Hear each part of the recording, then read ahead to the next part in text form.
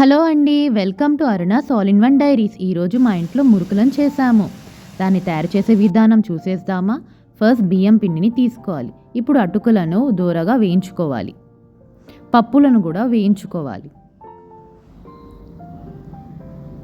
ముందుగా వేయించిన అటుకులను గ్రైండర్లో వేసి గ్రైండ్ చేసుకొని ఆ పిండిని జల్లెడ పట్టాలి.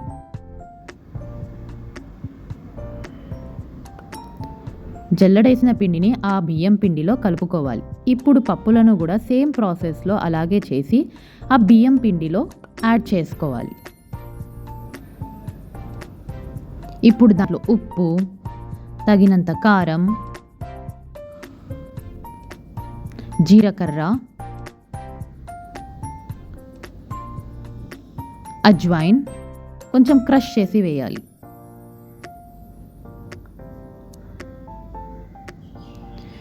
అండ్ ఫైనల్లీ కలోంజీ సీడ్స్, దీన్ని ఆనియన్ సీడ్స్ అని కూడా అంటారు. ఒకసారి మిక్స్చర్ని మిక్స్ చేసుకోవాలి.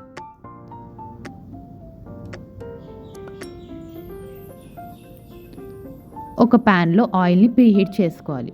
ఇప్పుడు లూక్ వామ్ వాటర్తో, గోరువెచ్చని నీళ్ళతో ఆ పిండిని కలుపుకోవాలి. మనకి మురుకుల కన్సిస్టెన్సీ పిండి వచ్చేంత వరకు కలుపుకోవాలి. చూసారా, కన్సిస్టెన్సీ ఇలా ఉండాలండి.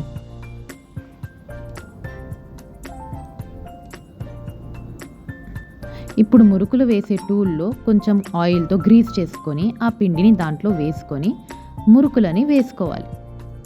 మీరు మురుకులు రౌండ్గా రావాల్సిన అవసరం లేదండి, ప్రాక్టీస్ అయితే వస్తుంది. లేకుంటే ఏ షేప్ అయినా బాగుంటుంది.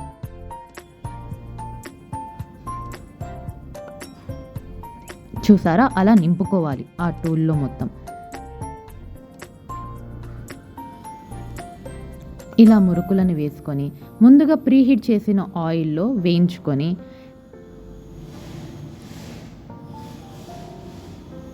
ఇలా ఎర్రగా వచ్చేంత వరకు కాలిపోకూడదండి. ఇలా చేసుకొని తింటే చాలా బాగుంటాయి.